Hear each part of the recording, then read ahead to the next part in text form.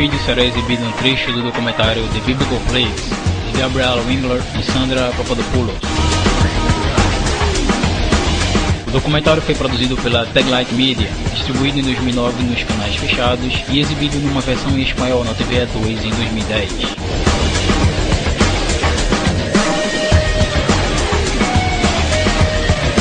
Nas imagens a seguir, veremos sobre os hebreus que foram levados ao Egito como prisioneiros de guerra durante a campanha militar do faraó Merentá em Canaã. No decorrer do documentário é dito que de fato os hebreus adoravam, de acordo com os achados arqueológicos.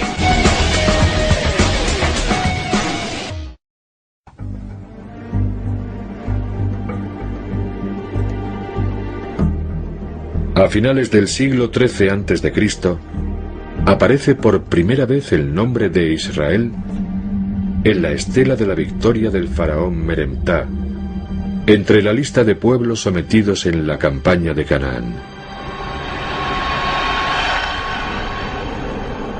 Israel ha sido devastado y no tiene más semillas, dice la inscripción. Las palabras exactas no dejan lugar a dudas, se refieren a un pueblo, no a un país. El faraón Merentá se había adentrado en las salvajes regiones montañosas de Canaán, pero no encontró soldados, solo granjeros. Nómadas que se habían asentado y unido a otras pequeñas comunidades desde el siglo XIII a.C. Sobrevivían cultivando maíz y criando algunos animales. Eran el embrión de una nueva sociedad independiente que acabaría convirtiéndose en los reinos de Israel y Judá. Hoy en día, los estudiosos saben cómo vivían los primeros israelitas.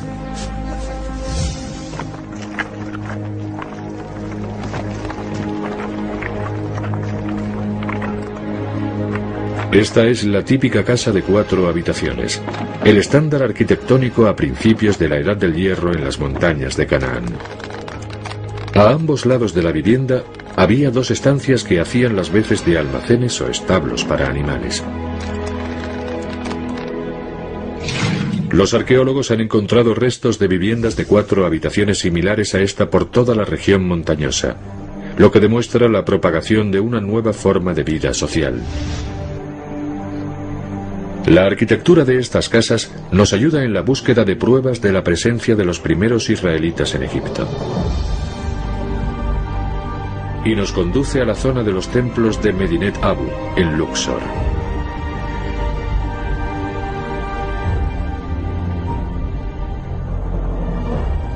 Generaciones de faraones construyeron aquí sus templos funerarios.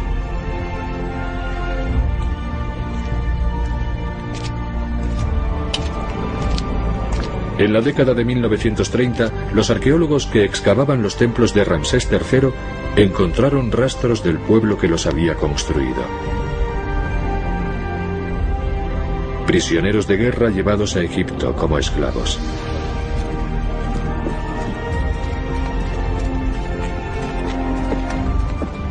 Los restos de sus viviendas yacían cerca de las ruinas del templo.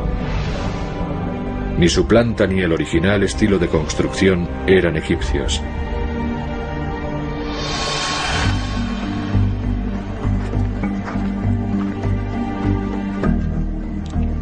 Manfred Wittak revisó la documentación de sus predecesores. En las plantas de las viviendas de los obreros reconoció elementos típicos de la casa cananita de 4 habitaciones. Ello le permitió extraer conclusiones sobre los orígenes de las gentes que las habían construido.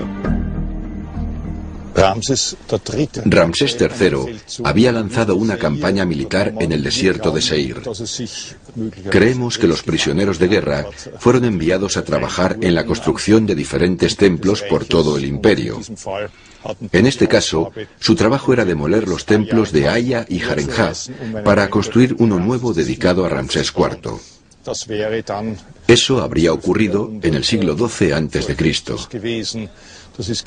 exactamente en el tiempo en el que se construían las casas de 4 habitaciones en Canaán y Palestina. No puede ser una coincidencia que este tipo de casa aparezca en Egipto al mismo tiempo.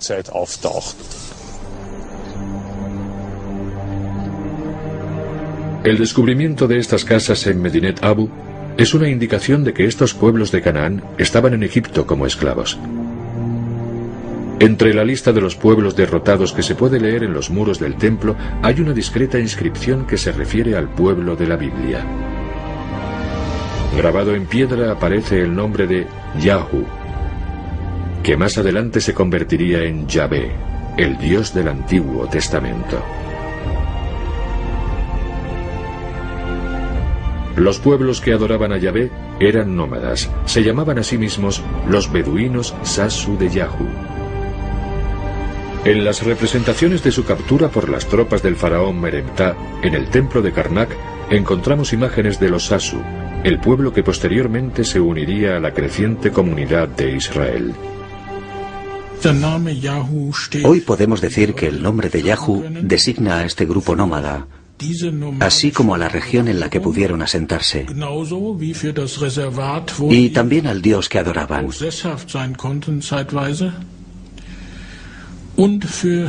Yahu era el nombre de su dios. Y de esta forma, Yahu también es el origen del nombre de Dios en la Biblia. O nome do Criador sempre foi Yahu. Mais tarde, os escribas criaram 3 vocalizações diferentes para ocultar a real pronúncia do mesmo. São elas: a vocalização Yehová herdou os massoréticos da palavra Adonai. A vocalização Yehovi herdou os massoréticos da palavra Elohim.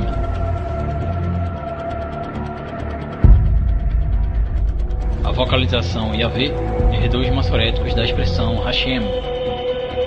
Estas são as 3 vocalizações puramente inventadas.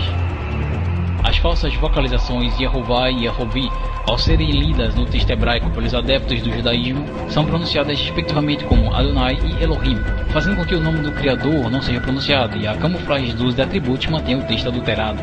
Vejam este verso do livro de Yeshayahu, Isaías, onde o tetragrama Yod-He Vav-He é vocalizado com as formas Yehová e Yehovi no meio.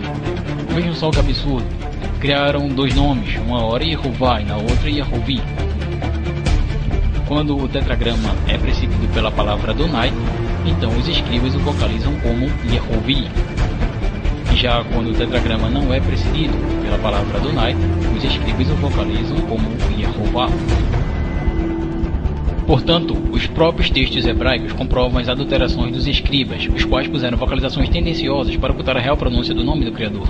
Já a falsa vocalização Yahvé, vulgo Javé, apesar de não estar presente nos textos hebraicos, herdou os massoréticos da expressão Hashem, que significa o nome, e que é usado largamente no cotidiano do sistema religioso. No dia a dia, os adeptos do judaísmo chamam o Criador de Hashem, o nome, enquanto que na liturgia, no lugar do nome do Criador é pronunciada a palavra Adonai, que significa Senhor. Por causa desse costume, as Bíblias do mundo inteiro substituem veemente todas as ocorrências do nome do Criador Yahweh pela palavra Senhor. Tudo isso foi propositalmente desenvolvido para que as pessoas não pronunciassem o nome do Criador. Mas afinal, de onde veio esse mito de que o nome do Criador não deveria ser pronunciado? Vejam. Talmud babilônico Ioma. A origem do falso costume de não pronunciar o nome do Criador vem do Talmud Ioma 39b, que diz: nossos rabinos ensinaram, no ano em que Shimon, o justo, morreu, ele lhes predisse que ele morreria. Eles disseram: de onde você tirou isso? Ele respondeu: em cada dia da expiação, um homem idoso, vestido de branco e envolto em branco, acompanhava-me entrando no Santo dos Santos e saindo de lá comigo. Mas hoje eu estava acompanhado por um homem idoso, vestido de preto e envolto em preto, que entrou, mas não saiu comigo. Após o festival de Sukkot, ele estava doente há 7 dias, e então morreu. Seus irmãos, naquele ano, os sacerdotes, se abstiveram de mencionar o nome inefável na pronunciação da sacerdotal bênção. Menorá 109b e Tosaf Sotá 38a sugerem que o nome inefável poderia ser pronunciado apenas quando havia alguma indicação de que a Shekinah repousava sobre o santuário. Quando Shimon, o justo, morreu, com muitas indicações de que tal glória não era mais apreciada, seus irmãos não mais ousavam proferir o nome inefável. Ou seja, o mito de não se pronunciar o nome do Criador surgiu quando os sacerdotes de uma hora para outra resolveram por si mesmos ocultar a pronúncia dele. Tudo isso encontra-se registrado no Talmud, que é o comentário rabínico do Tanakh, do Testamento. Portanto, vemos nitidamente que não há respaldo escritural para que o nome do Criador Yahweh não seja pronunciado. Algumas pessoas costumam citar os versos de Êxodo, capítulo 20, verso 7, ou Deuteronômio, capítulo 5, verso 11, para defender o que a liderança religiosa fez, ocultando a pronúncia do nome do Criador com a alegação de evitar o seu uso em vão. Porém, aqueles que defendem isso provavelmente não percebem que os versos de Êxodo 27 e Deuteronômio 5:11 jamais proibiram as pessoas de pronunciarem o nome do Criador. Outra coisa, a tradução devidamente contextualizada dos versos de Êxodo 27 e Deuteronômio 5:11 nos revela que a expressão hebraica lashav, que está presente em ambos os versos, não possui o significado de em vão, como vemos hoje nas traduções de várias e várias Bíblias. Porém, observem, não é para tomar o nome do Criador em vão ou para falsidade.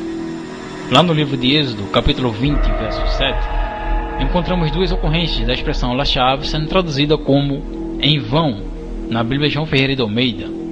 Entretanto, esta é uma tradução equivocada, uma vez que, analisando o texto hebraico, percebemos que a expressão lashav é composta da preposição la, que corresponde aos significados de a ou para em português, mais o substantivo shav, que corresponde ao léxico Strong 7723, que é polissímico e por isso admite diversos significados.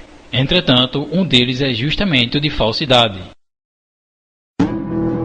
Deste modo, a expressão hebraica lashav, presente em Êxodo capítulo 20, verso 7, significa literalmente para falsidade, mas foi equivocadamente traduzido nas Bíblias como em vão. Mas se acaso alguém ainda tiver dúvidas sobre isso, a gramática hebraica Gesenius poderá tirá-las, ao mostrar qual a correta tradução do substantivo chave presente em Êxodo 20, 7. Um bom site de pesquisa léxica gramatical grega e hebraica é o blueletterbible.org. Neste site você poderá visualizar do lado direito um campo de busca. Neste campo, basta digitar o número correspondente ao léxico desejado, no caso H7723, que neste caso o resultado será justamente o substantivo-chave. Aqui estão listados todos os significados do substantivo-chave, que corresponde ao léxico 7723. Este substantivo, em Êxodo 27, significa falsidade. Observem a definição do léxico Strong, que escreve falsified, que traduzido significa falsidade. O léxico Gesenius nos apresentam ainda mais detalhes sobre o substantivo-chave, chegando a citar o próprio verso em questão, que é o de Êxodo, capítulo 20, verso 7, mostrando claramente que o significado do substantivo-chave no mesmo é o de falsidade. É isso, pessoal. Obrigado por assistirem. Paz a todos.